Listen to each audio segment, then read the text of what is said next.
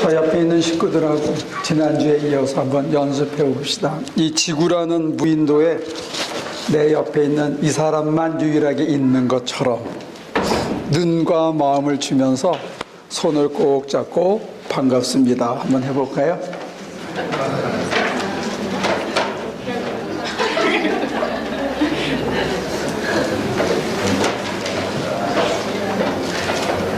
아니, 무인도에서 만났는데 이 정도밖에 안 반가울까? 전 그렇잖아요, 그죠?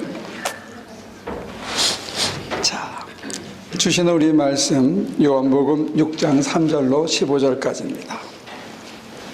함께 받들어 읽습니다. 예수께서 산에 올라가서 제자들과 함께 앉으셨다. 마침 유대 사람의 명절인 유월절이 가까운 때였다. 예수께서 눈을 들어서 큰 무리가 자기에게 모여드는 것을 보시고 빌립에게 말씀하셨다. 우리가 어디에서 빵을 사다가 이 사람들을 먹이겠느냐? 예수께서는 빌립을 시험해 보시고자 이렇게 말씀하신 것이었다. 예수께서는 자기가 하실 일을 잘 알고 계셨던 것이다. 빌립이 예수께 이렇게 대답하였다. 이 사람들에게 모두 조금씩이라도 먹게 하려면 빵 200데나리온 어치를 가지고서도 충분하지 못합니다. 제자 가운데 하나이며 시몬 베드로와 형제가 아닌 안드레가 예수께 말하였다. 여기에 보리빵 5개와 물고기 2마리를 가지고 있는 한 아이가 있습니다.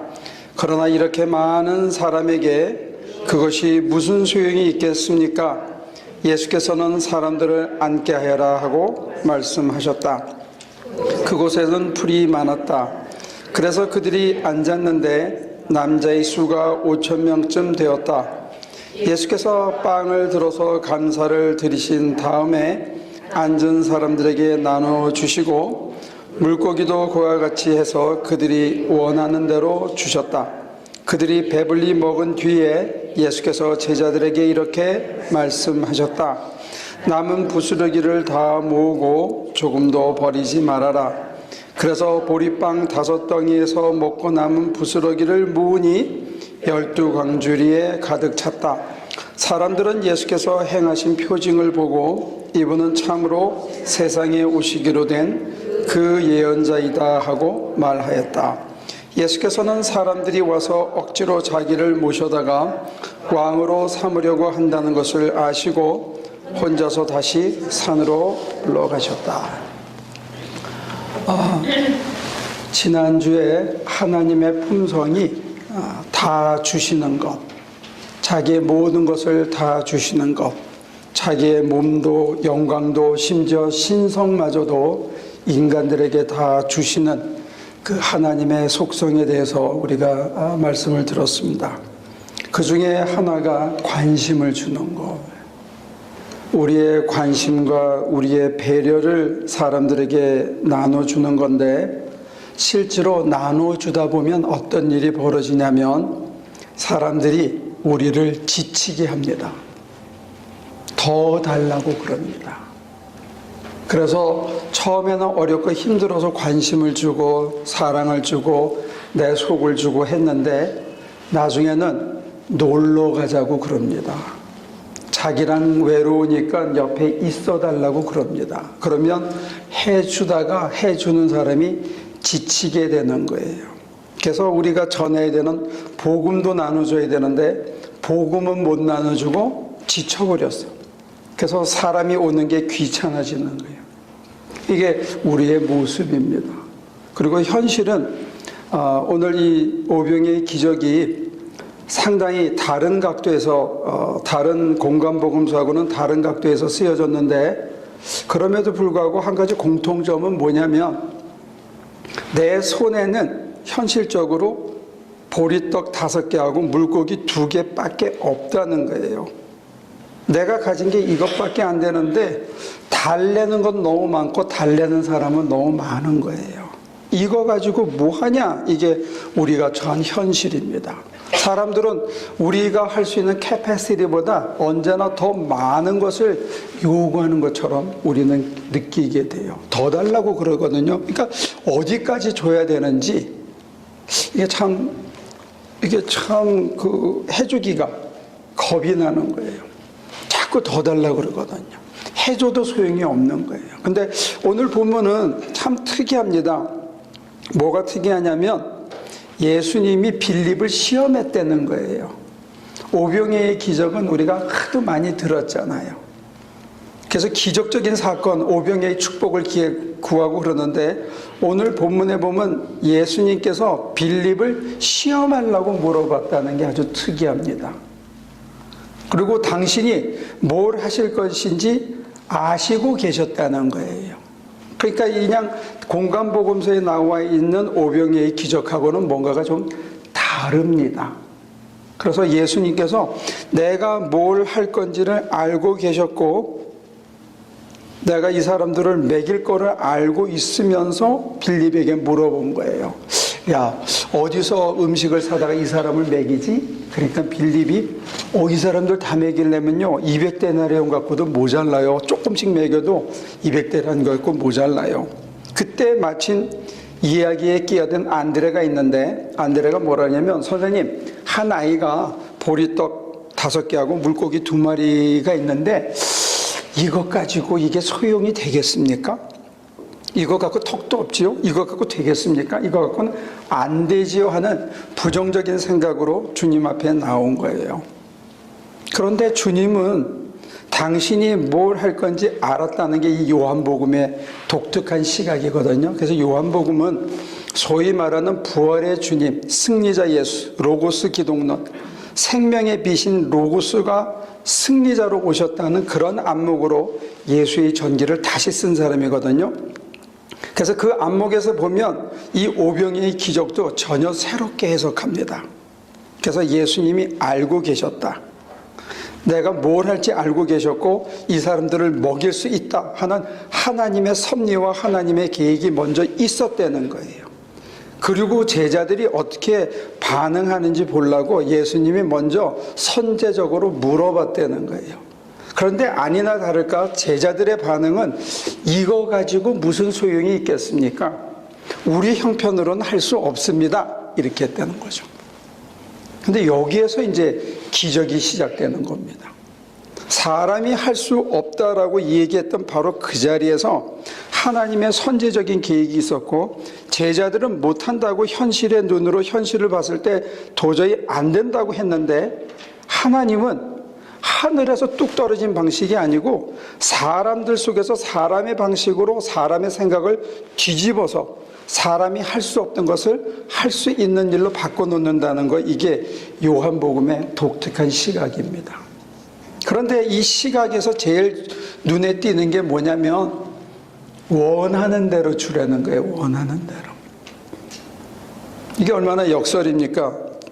제자들의 눈에는 이거 갖고 도저히 안 됩니다. 이게 무슨 소용이 있습니까? 했는데 조금씩 나눠줘도 이거 모자랍니다. 했는데 예수님의 대답은 원하는 대로 주라는 거예요. 그럼 몇 명이 먹을까요? 어린아이가 보리떡 5개를 가지고 물고기 2마리를 가지고 있었다고 그래요. 그러면 이거 가지고 5,000명한테는 택도 없는데 조금씩 나눠줘도 200데나리온을 사와야 되는데 예수님의 세상 속에서 역사하시는 방식은 세상 사람들의 눈하고 달리 어떻게 역사하시냐면 사람들에게 원하는 대로 주려는 거예요. 그러면 결과가 어떻게 되겠어요?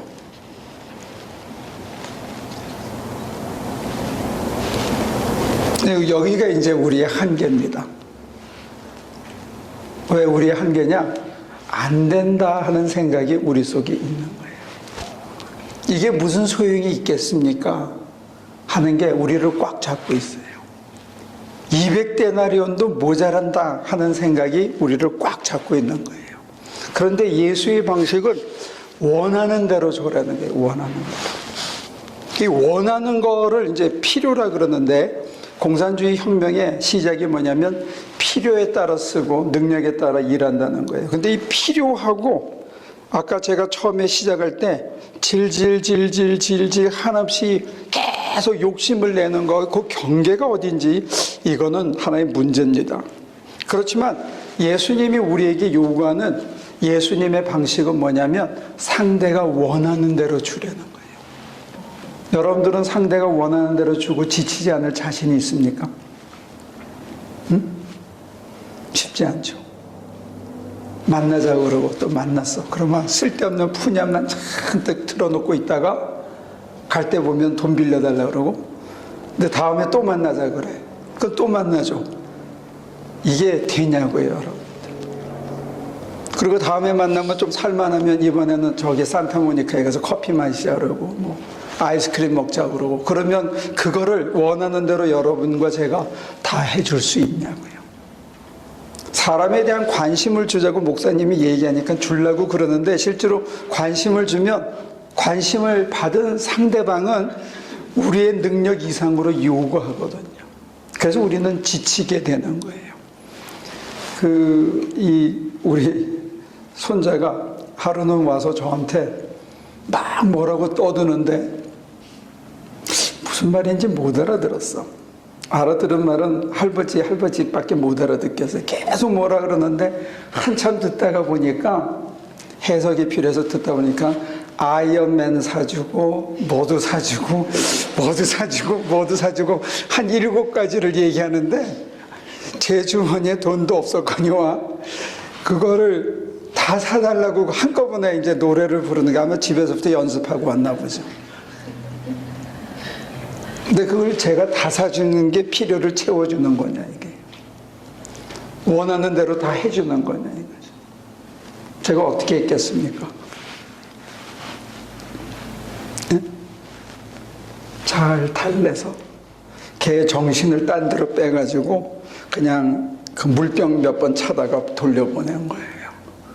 우리가 원하는 대로 해주는 거하고 그 사람의 필요를 채워주는 건 다릅니다. 유행 따라 애들이 장난감을 구하고 여러분들의 유행 따라 눈을 혈랑해서 저 옷 안 사면 막 미칠 것 같은 이거는 필요가 아닙니다.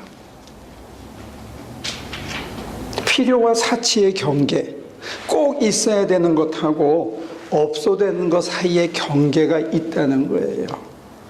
그 경계를 채워주신다는 겁니다. 예수님께서 12광줄이 남았는데 사람들이 싸가게 안 했어요.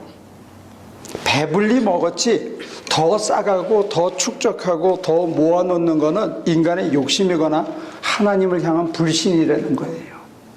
그 자리에서 배불리 먹고 감사하다, 아, 이 자리에서 이 고비를 넘겼구나, 그걸로 족하되는 거예요.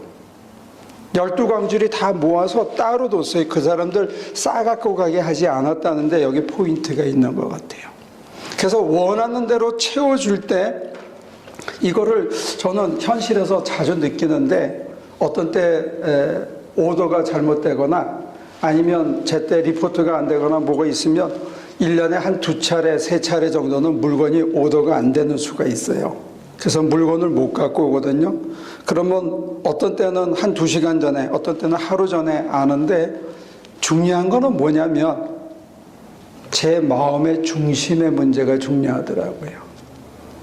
어떻게 해서든지 먹여야 되겠다는 마음이 있으면 여기저기 있는 거 막 뒤지고, 그리고 아침 일찍 가가지고 바나나라도 실어 오면 그날은 오히려 푸드뱅크에서 오더를 못한 바로 그런 날은 사람들에게 옷가지니 뭐니 해가지고 풍성하게 채워서 손에 쥐어서 보내주는 것을 수없이 경험을 해요. 문제는 제가 귀찮다라든지, 아, 오늘은 왜 그랬어 하는 원망이 있다든지, 그리고 에이, 오늘은 그냥 가서 미안하다고 한마디 하고 해야지 하는 어떤 프리저지먼트만 없으면 이 사람들을 어떻게 해서든지 간에 먹여야 되겠다 하는 그 중심만 있으면 빈손으로 돌려보내는 일은 없다는 거예요. 이게 하나님께서 세상 속에서 세상의 방식을, 순서를 뒤집어 가지고 오히려 그날은 풍성케 해서 채워보내는 것을 수없이 경험을 합니다. 교회의 살림은 그런 것 같아요. 신앙의 방식은 그런 것 같아요. 우리 생각에는 오병이어가지고는 무슨 소용이 있냐? 소용이 없고 200데나리온어치 사도 모자란다 하는 게 정확한 계산이에요. 그러나 하늘의 방식은 뭐냐면 이 생명의 떡이 바로 자기 자신이라고 그러는 거예요. 이 요한복음 6장 뒤에 보면 생명의 떡이 바로 내 몸이다. 아까 우리가 먹은 그 과자들 있잖아요. 그 과자가 상징하는 게 바로 주님의 몸이에요. 좀 부연해서 오늘 처음 교회 오신 분들이 우리 교회에 성찬식 할 때 웬 이놈의 교회는 과자를 먹이나 이렇게가 좀 어색할 수 있을 거예요. 그죠? 달짝지근한 과자. 그 얘기는 우리 아이들한테 예수님의 피와 살이 그렇게 쓰디쓰고 아프고 괴로운 거 아니라는 거를 몸에다가 새겨주려고 달짝지근한 걸 먹이는 거예요. 유대인들이 성경책에다 꿀을 발라서 아이들이 성경책을 읽게 했대요. 하나님의 말씀이 꿀처럼 달다고. 그래서 이 예수님의 그 따라가는 길이 예수님 앞에 서는 것이 예수님의 일을 하는 거고, 예수를 믿는 것이 예수님 앞에 서서 하나님의 일을 하는 건데, 예수님 앞에 서서 예수님의 방식으로 우리가 살아가겠다고 결단하고 예수가 자기 몸을 다 주듯이, 자기의 관심을 우리에게 다 주듯이, 우리가 지칠 정도로 하나님께서 우리를 용서하시고 또 받아주고 또 받아주고 또 받아주고 하던 하나님을 향한 중심만 흐트러지지 않으면 하나님께서 우리를 끝까지 받아주시는 이 품성을 내 것으로 받아들이면 거기에서 기적이 일어난다는 거예요. 우리가 지치지만 않으면, 사람의 생각으로 미리 내가 이 정도만 해줘야지 하고 금을 긋지 않고 사람에 대한 관심을 끝까지 잃지 않고 해주다 보면 놀러 가거나 같이 어울려서 무슨 이상한 짓을 하거나 그 경계를 넘어서지 않은 그 안에서 주님의 방식으로 내 몸과 내 시간과 내 관심과 내 재물을 다 주면 거기에서 사람이 살아나는 기적이 있다는 거예요. 이걸 우리에게 요구하는 겁니다. 그래서 오병이의 기적은 야, 빵 먹었다, 야, 기적이 일어났다, 이게 아니고 요한복음이 재해석하는 오병이의 기적은 뭐냐? 저와 여러분들의 몸을 주라는 거예요. 줄 준비가 되어 있습니까? 예수님께서 자기 몸을 주신 것처럼 예수 앞에 나오는 사람한테 요구하는 거예요. 내가 너희에게 이 떡을 준 것처럼 이걸 받아 마시고 너희 안에 생명이 살아났다면 이제는 그 떡을 사람들에게 원하는 대로 주라는 거예요. 지치지 말고 끝까지 주라는 거예요. 사람의 생각으로 이 정도면 되겠지 하고 금을 긋지 말고 있는 대로 원하는 대로 주라. 단 싸가고 가지만 말게. 사치하거나 욕심으로 하지 않는 그 경계선상에서 사람이 원하는 대로 다 주면 거기에 기적이 일어난다는 거예요. 그리고 중요한 거는 나도 먹는다는 거예요.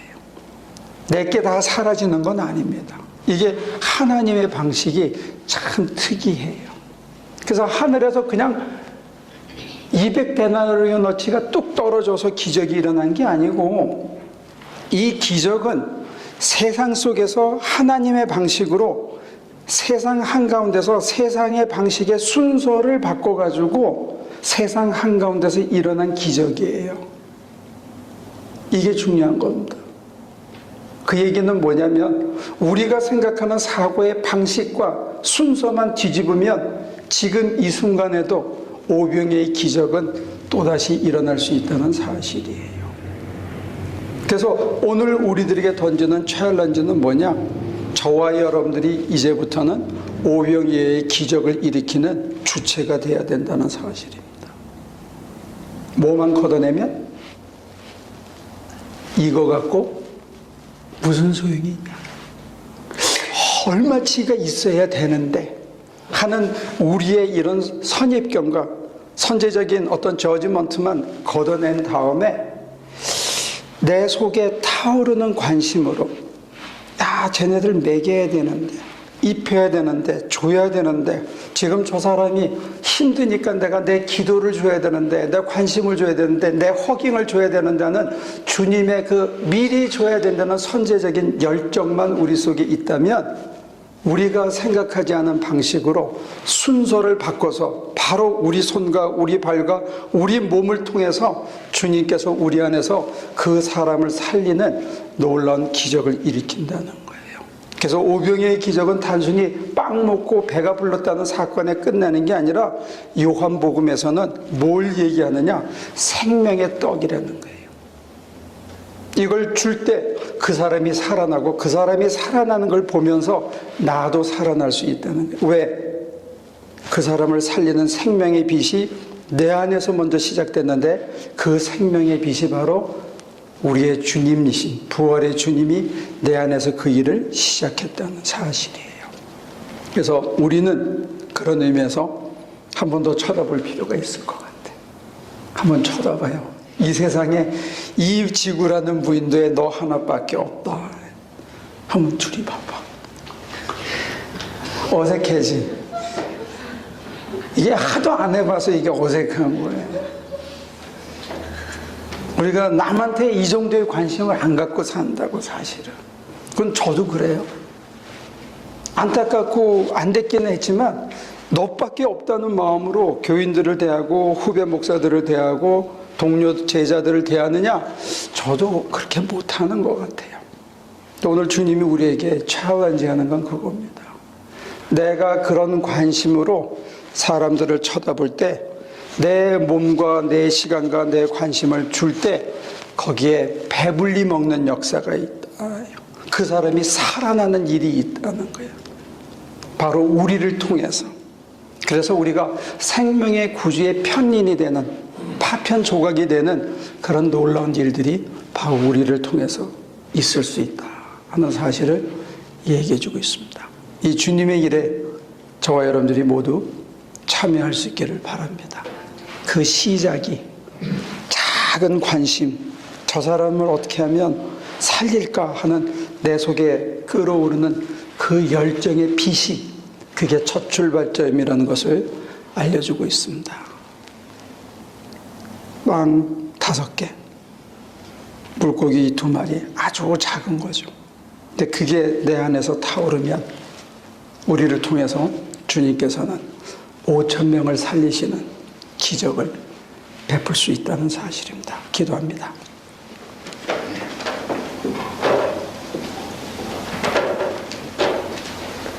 하늘의 방식이 땅에서 이루어질 때